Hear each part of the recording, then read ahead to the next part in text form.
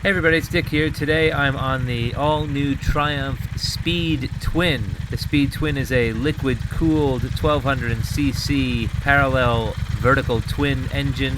It puts out 96 brake horsepower at 6,750 RPM. It has 112 newton meters of torque at 4,950 RPM. It has a X-ring chain wet multiplate clutch, and it's a 6-speed transmission.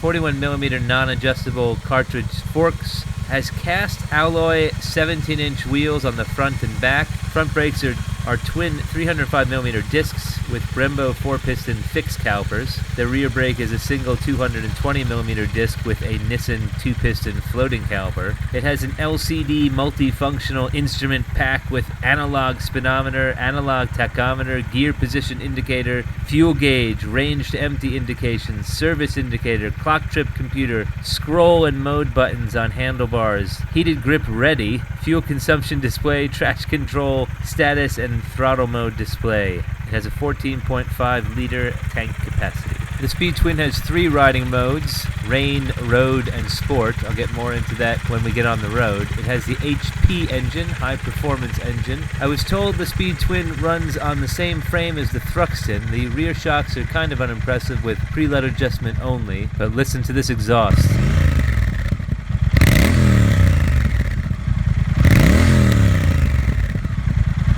The Speed Twin has some compromises, but very few. The tail light, rear fender, and indicators have a nice touch. It's got a 31.5-inch seat height, which is near identical to the T100 and T120. And although it seems short and squat, it's only 1 inch shorter in wheelbase than the T120 as well. Well, I guess while I'm stuck here, we'll talk about seat height. The narrowness of this seat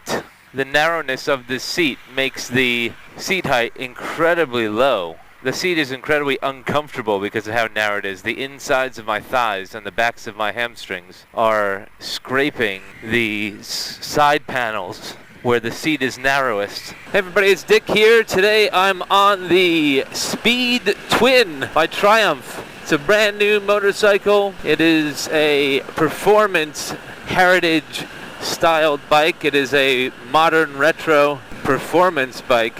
I think it is the inevitable dead end of the heritage line for most bikes. This is Triumph's answer to the R9T. The R9T is a performance bike with a round headlight and some heritage styling, but really it's a high-performing motorcycle, and the Triumph bikes could never really keep up with the performance of the R9T, and all they had in their wheelhouse, or I should say in their quiver, was the heritage looks. And this is the 1200 engine. They have 2 heritage or 2 modern retro modern. I never remember what it's called, but they have 2 engines for this line. They're parallel twins. One's a 900, one's a 1200, and in the 900 and 1200 they have 2 different tunings. They have the HT, the Hilo Tango, which is high torque, and they have the HP, which is Hilo Papa for high performance. This is a 1200 HP Hilo Papa engine. It's the same engine that you'll find in the Thruxton Cafe Racer style bike, and it is a high performance engine. Now you could tell right away from the tuning. I'm on road mode. There's 3 modes. There's rain, road, and sport. It adjusts the traction control and the throttle response accordingly. And even on the road mode, this thing is, look at that. This thing is torquey and twitchy and performance oriented. It's kind of riding the way I expected the T120 to ride and didn't. So I'm not surprised by the performance. I'm not blown away by the performance. I'm happy that I'm finally getting the performance I expected from, wow. Okay, I just found the torque. This bike almost pulled my arms off there. It was like 4,800 RPM in 3rd gear, and boom, I was thrown back. The HP, I think this might be the first 1200 HP that I'm riding, and it's so much more prickly than the HT 1200. The only thing that makes me a bit uncomfortable on this bike is what I'm perceiving to be is a short wheelbase. Ducati Monster short, XSR 700 short, where I kind of feel like if I clamp on those dual Brembos on the front too hard, I'm going to do an endo. But it is a lot more intuitive than actually probably, well, definitely any of the 1200 Triumphs I've ridden. This is a lot more intuitive. It doesn't take a lot of forward planning, doesn't take a lot of input or thought to do some really nice maneuvering. All right, well, we're at this stoplight. There's my feet. That's how low it is. It's crazy low. Triumph has kind of made its recent money on these adventure style or scrambler style bikes where we all imagine that we're going to go green laning or off-roading on our road bikes. And you know, how many of us are actually going to do that? That's just, I mean, I live in London. I go looking for the dirt, gravel paths and green lanes and single track. And even when I go out to the country, it's very hard for me to find it. And I spend most of my riding on the road, which is fine. I love riding on the road. I love riding my motorcycle on the road. But the kind of aspirational sales of dual sport or heavy dual sport bikes is I find it a bit ridiculous, even though I kind of buy into it a little bit. I have a adventure styled sport tourer. I have a spoked wheeled heritage bike. We've all been kind of buying into that, ooh, scrambler, off-road. I'll take it off-road. I'll take it on the green lands. I'll take it in the fields. But I'm glad to see that Triumph is making, they have their speed triple, which is all road. It's all road stuff. But I'm glad to see that they've made kind of a heritage bike similar to, they're keeping in mind this road-oriented riding. Happy to see that. It has mag wheels. It's really low to the ground. It's got low pipes. I'm sure someone will make a speed twin scrambler, but why when you have the Scrambler 1200? It does feel small. It feels small. It feels squat. I can really hug this narrow tank. The tank is narrow at the back. The length of the tank is a lot shorter than the T100 or even the Street Twin. You can see the handlebars come back to me. You're leaning a bit forward. The foot pegs are further back than any of the bikes that they're offering in the Heritage line. It's very nimble. It's not as well, I don't want to say it's not as well balanced, but it's not as planted as the T100 or the T120 or any of the Street line, the Street Twin line. And I think it's that short wheelbase. There's a bit smaller wheel in the front, it looks like. You could tell it wants to kind of lean. It wants to go on turns and lean. So it's a bit twitchy. Look at this. It's like, whose dick is bigger than that one? Mine is. Oh, I just felt there's a lot of heat. A lot of heat coming off of this engine already. Right up under my hamstrings where it's hitting those side panels. It's a lot of heat coming off this engine. It's fine filtering. It feels fast. I'm only going 40, but I feel like I'm booking through here. The seat is the most uncomfortable seat I've sat on, I think, ever. It is a 2x4. It is a wooden plank. It's a park bench. It is and it's hitting me right under the glutes at the top to my hamstrings. And it is so uncomfortable. I can't tell you how uncomfortable it is. It's like someone's giving a noogie right under each of my ass cheeks. It's just awful. Foot pegs are a bit further back. You're leaning a bit forward. It's a sportier position. I already feel my body weight fatiguing the palms of my hands. Though there's no real vibration other than right in my prostate. That's the only place I'm feeling vibration if I'm thinking about it. 3,000 RPM vibration comes into the handlebars and the foot pegs. Yeah, 3,000, 3,100 RPM. I'm getting vibrations. Vibrations. Ooh, fingertips. All over now. The whole body's getting a massage. 50 miles an hour, fourth gear. 3,500 RPM, still vibrations. It's actually just increasing the vibrations.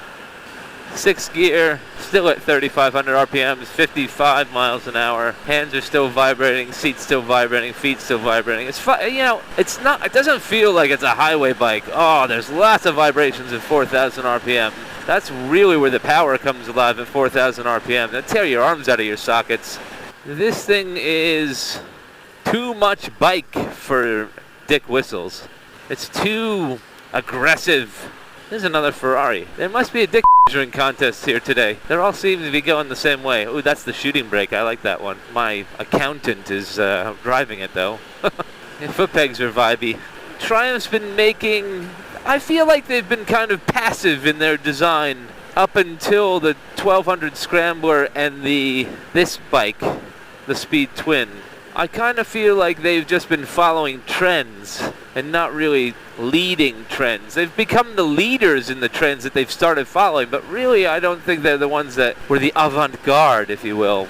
But I think with this bike and the Scrambler 1200s, they've really looked at what they've been making and went, we now have the market share, we now have the reputation that we've been chasing, we now have the money because everyone's been buying these things at an overinflated cost. What do we want to do? What is it that is our real voice? And I think these bikes are statement bikes. I think these bikes are statement bikes, and they're bold statements. And they're not bad. I mean, other than the fact that my knees are killing me for some reason in this riding position, there's going to be a market for these bikes. Scrambler 1200, this Speed Twin, their Speed Triples have a cult-like following. This seat sucks, though. My ass hurts so bad. I feel like I'm being gang raped in a prison shower. God damn it. But there's things like they're trying, these clocks are ugly as shit. They got the same surrounds as the Thruxton and the Street Cup and the T100 and T120. But then they put these black rings on them and these inserts for all these lights and shit. It looks like a Civic Type R from 1994. It looks cheesy, or it looks cheese dated. You don't want your cheese from the 90s. You got the road modes and the traction control and lots of shit going on. I mean, it's kind of like a Range Rover. A Range Rover can perform, but when you start tacking on all that shit, all that tat, I'm in 6th gear. I was going to say I'm still in 5th gear and going 75 miles an hour, but I've been in 6th gear. I've been in top gear, but look at this. It just goes and goes and goes and goes and goes and goes and goes.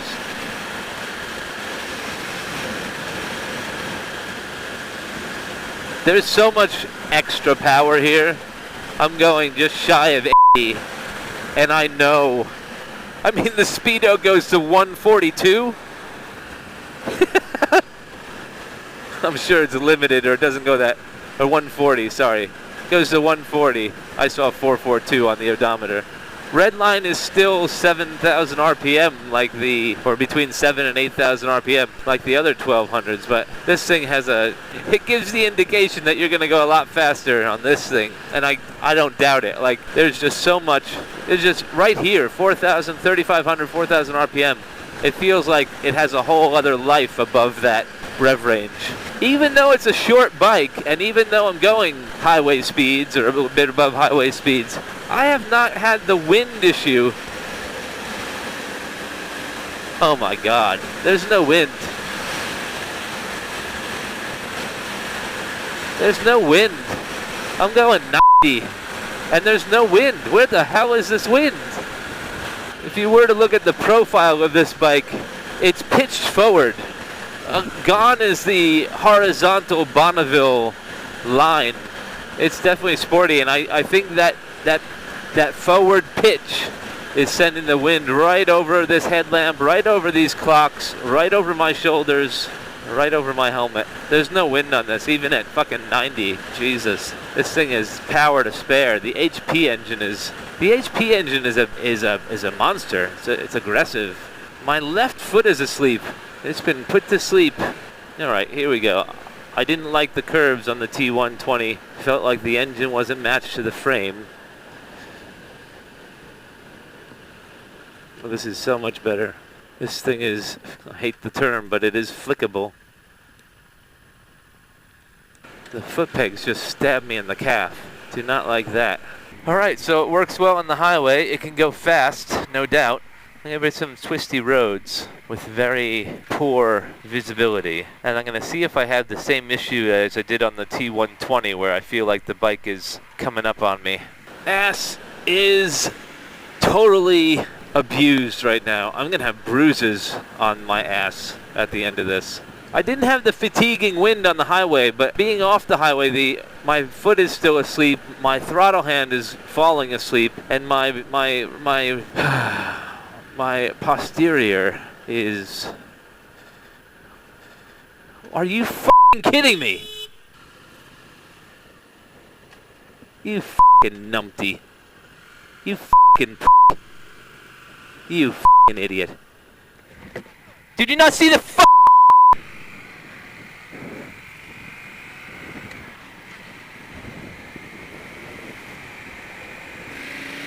Come and get me.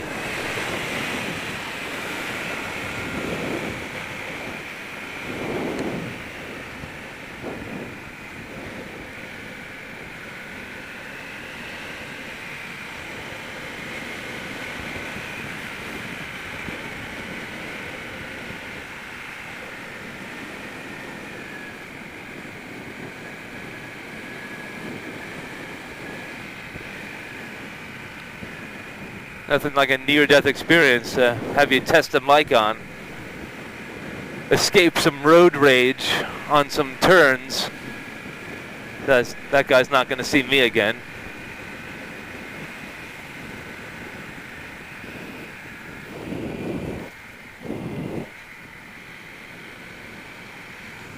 Well, there's a testament, huh?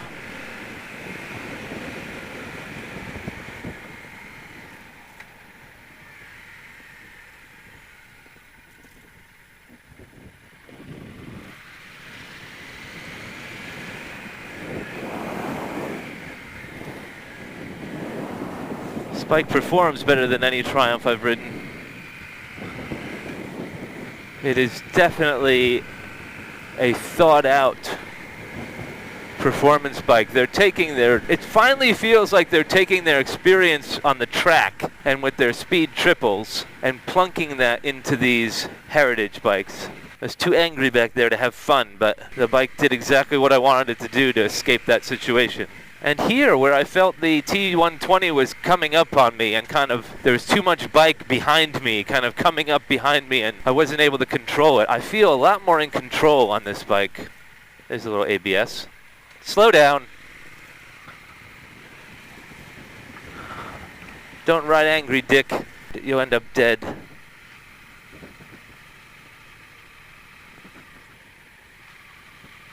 Yeah, I feel a lot more comfortable on these roads on this bike than I did on the T120. Little ABS there. These dual Brembos, man, they stop you on a dime. Heat off this engine, man. Holy crap. The heat off this engine.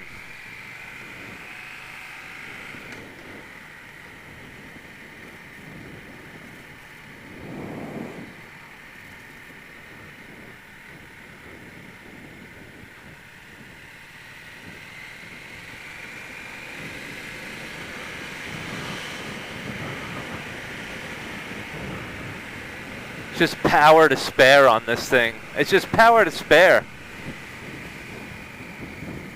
We've had quite a lot of rain last week, so these closed wooded roads still remain a bit slick even after the sun comes out. This clutch is really smooth. It has this assisted clutch that all the Triumphs have lately. I'm still on road mode. I was told that if I turn it to sport mode, it feels a bit jittery. A bit snatchy. It already feels snatchy. It's aggressive. It's too aggressive for these roads. I'm in third gear and I'm still getting this kind of really snatchy response on the throttle in road mode. The suspension is sport suspension, very stiff suspension. The heat coming up between my thighs. And that's not me. That's the bike. It's heat. Yeah, it's an aggressive bike. It's aggressive, it's stiff, it's taut. This, I think, there's this term being thrown around now in motorcycling, roadsters. These bikes that are they're not sport bikes, they're not cruisers, they're sport-oriented, stylish bikes. Sport-oriented, road-specific, stylish bikes that they're calling roadsters. I think this really is the first proper roadster I've ridden. They put the name roadster on a couple of things, but this feels like a roadster.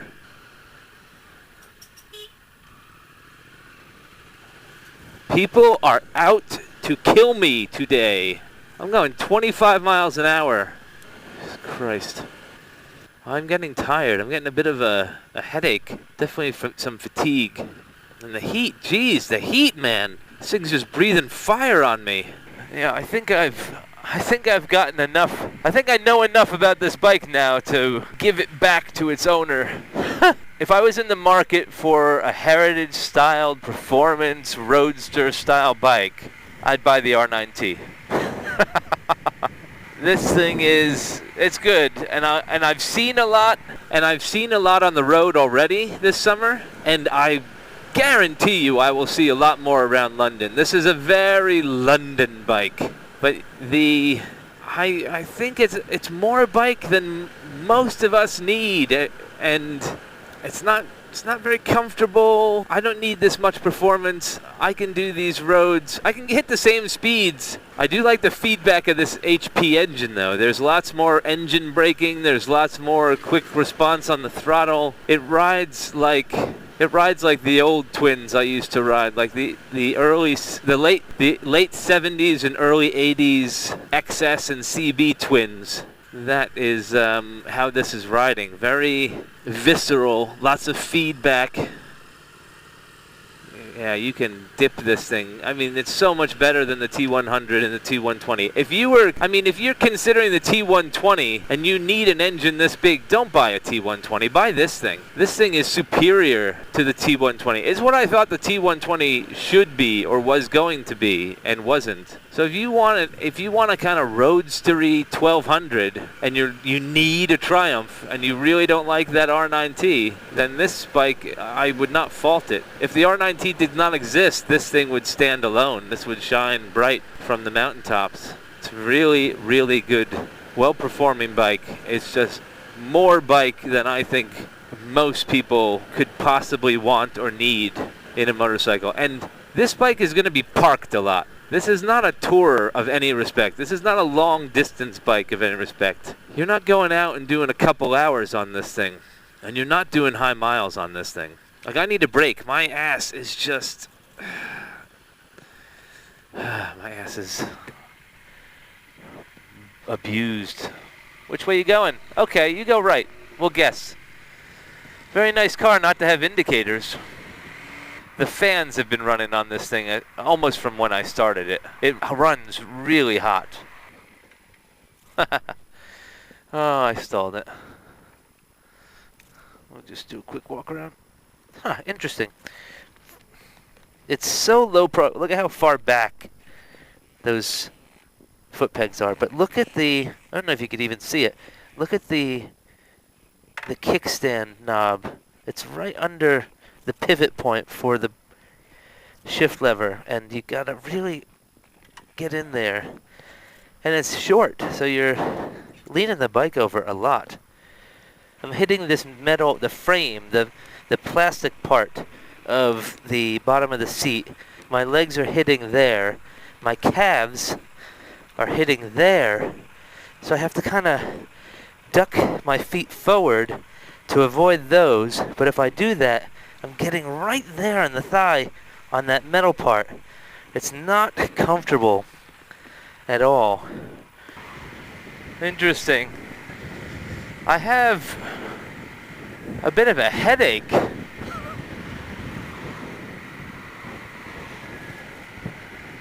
Not a bit of a headache. I got a full-blown headache. I feel like I've got a bit of heat exhaustion. Miata. But it's definitely from fatigue. Like my joints, my neck. There you go. Turn your head. Look in the direction of traffic. My God, I gotta get off the roads today because these automobile operators are looking to kill motorcyclists today. Yeah, this is not a bike I'm going to obsess about. There are features on it. There are appointments to it that I really like, but they're aesthetic. The performance of it is great. It's great. It's a great handling bike. You can dip into the corners. It is the T120 that should have been.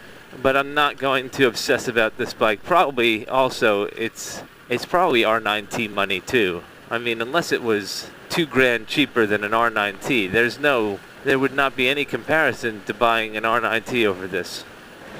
Well, that's a relief.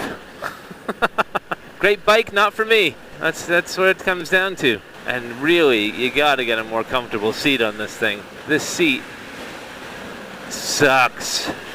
You know, I was just thinking about what this bike is, like where it can sit in the scheme of things. And I said that this feels like a roadster. And I think that applies, but actually it's more like a muscle bike. Think of the muscle car, you know, a Ford Mustang or a Camaro, Dodge Charger. You think of a muscle car, and really it's an unnecessary piece of machinery. It's about raw performance. It looks good, it's got a nice design, it's a blend of performance and design that has no other purpose.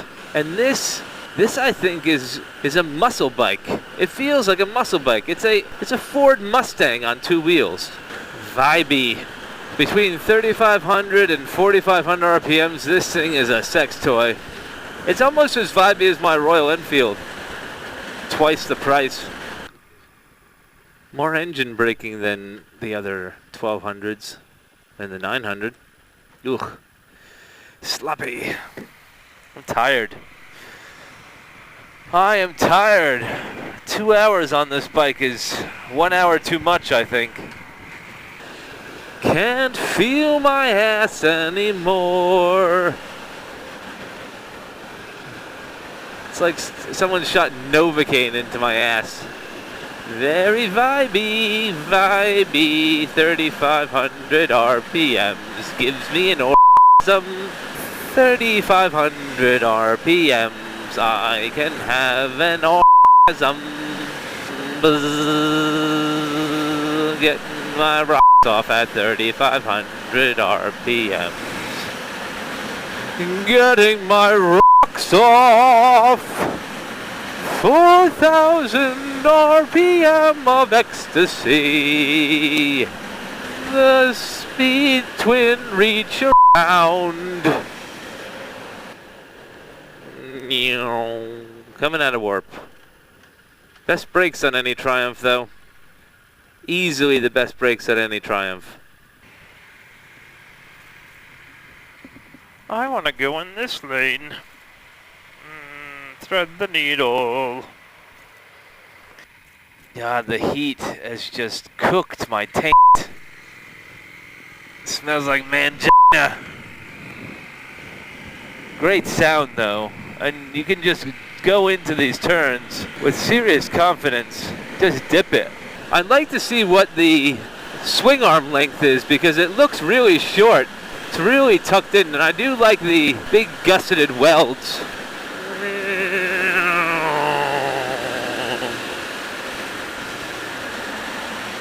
It is a high performance bike. I mean, what I like about this bike is, you know what I'd like to do? I'd like to have a friend who owns one.